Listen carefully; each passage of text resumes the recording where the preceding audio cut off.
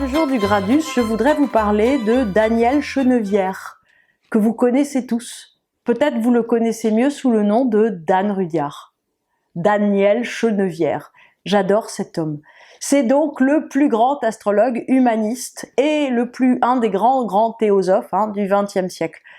J'adore chez Dan Rudyard la façon en fait d'avoir sculpté son nom. C'est vrai, c'est bête de s'appeler Daniel, mieux vaut s'appeler Dan. C'est vrai que c'est bête effectivement de s'appeler Chenevière quand on a envie d'être un grand astrologue, un grand musicien, un grand ésotéricien. C'est beaucoup mieux de s'appeler Rudyard, qui est un nom à consonance indienne. En fait, cet homme s'est expatrié aux USA. C'était un grand musicien, effectivement, un grand philosophe, un grand critique artistique. Il ne s'est laissé en fait arrêter par absolument aucun code.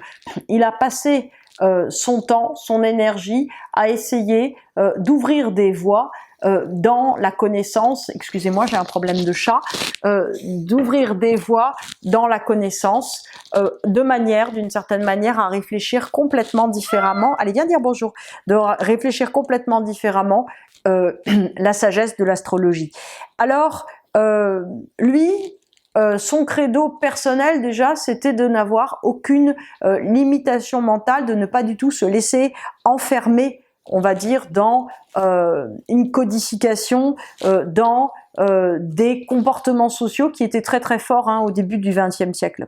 Le credo de Dan Rudyard en astrologie, c'est le transpersonnel. Et en fait, on a vraiment l'impression que c'est exactement ce qu'il a parcouru dans son existence personnelle, dans son chemin de vie à lui. Effectivement, du point de vue de son enseignement, c'est un cheminement d'élévation pour arriver, c'est lui qui le dit, à un nouvel homme galactique. Alors qu'est-ce que c'est que ça? En fait, on n'est pas dans Star Trek, il ne s'agit pas d'avoir des oreilles en pointe et puis voilà, et des costumes. En vérité, si vous voulez, il est là, il croit en fait profondément à la transmutation de l'homme dans une capacité, on va dire, humaine d'entendre et de reprendre à son compte à la fois, on va dire, les messages d'une dimension beaucoup plus collective que Jung appelle par exemple l'inconscient, la masse, etc. et de le transmuer à un niveau, on va dire, porté par les messages des planètes transpersonnelles, Pluton, Uranus et Neptune. Donc en fait, ce qu'il veut, c'est que nous soyons des humains plutoniens, c'est-à-dire capables en fait d'opérer dans le cadre de notre existence une véritable transformation, une mutation radicale de notre être individuel dans l'être social collectif, c'est-à-dire qu'il nous demande en fait de nous individuer complètement. C'est un processus d'individuation complet. Si vous connaissez un peu Jung, c'est le moyen de prendre le petit moi et de le transformer en grand soi avec une majuscule. Uranus, il nous demande en fait d'arrêter de se conduire en fait comme des moutons, mais de retrouver chacun notre potentiel créateur dans chacun des moments de notre vie. Là encore, si vous voulez, l'idée c'est: est-ce que vous êtes d'accord avec tout? Est-ce que vous n'êtes pas d'accord? Eh bien, sculptez votre existence à partir de vous-même comme vous le souhaitez, sans vous laisser arrêter par mais c'est pas possible, mais comment on va faire, mais là j'ai peur. Prenez des risques tout le temps au lieu d'être dans une seule voie. Prenez aussi votre indépendance par rapport aux traditions. Dan Rudyard a passé son temps à circuler entre les religions, à circuler entre les ésotérismes, entre les sociétés secrètes, et grand bien nous en a fait puisqu'il nous a laissé des livres et un enseignement qui est absolument fabuleux. Il souhaite en fait que chacun puisse se reconnecter à son unicité fondamentale, à son individualité profonde. Enfin, Neptune, il souhaite, Dan Rudyard, une connexion au spirituel, au spirituel porté par le cosmos, pas seulement porté par un dieu, on va dire, personnel. Et tout cela, en fait, ce que nous devons faire également à la nature, évidemment. Donc, ce qui veut dire que, en fait, Dan Rudyard nous appelle à cette transcendance, cette transpersonnalité, cet homme galactique, c'est-à-dire d'être capable d'intégrer en soi les dimensions beaucoup plus collectives, beaucoup plus, on va dire, branchées sur un voltage différent que nous apporte l'univers.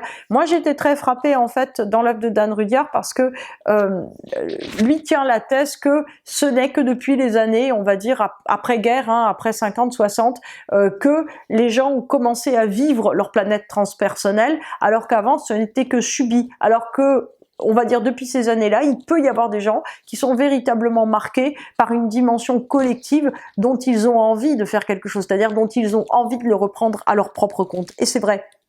Alors, Dan Rudhyar, c'est aussi un prophète, hein, il dit que faute de ces 3 changements, l'humanité risque de péricliter et que donc, en fait, si vous voulez, les prises de conscience qu'on peut avoir à travers l'outil astrologique, puisque Dan Rudhyar est surtout astrologue, hein, j'allais dire, pour 2 tiers de sa vie, donc ce qui veut dire, si vous voulez, que l'outil astrologique est particulièrement adapté au fait de souhaiter, d'obtenir une élévation de conscience. J'en suis tout à fait d'accord, c'est-à-dire que ça permet en fait de relier l'individuel et le collectif et d'avoir une espèce d'échelle. Alors si on a envie de faire une blague, on a envie de dire un gradus, vous voyez, pour arriver, on va dire progressivement par étapes à se relier à soi-même, ce qui permet d'une certaine manière de comprendre ce dont on est porteur et de comprendre ce qu'on a envie, on va dire, ou ce qu'on doit réaliser en termes de mission de vie. Alors,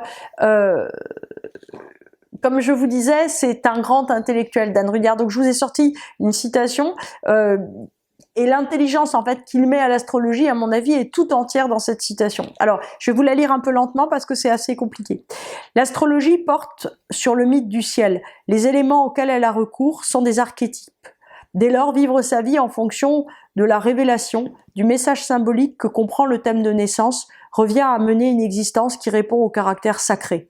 Rien à voir avec une fuite en avant dans une rêverie chimérique autour d'une hypothétique transcendance. Cette perspective, donc l'astrologie, demande au contraire que l'on vive sa vie avec vigueur, sans jamais s'évader de la réalité. Autrement dit, accepter ce qui est comme le miroir de l'éternel.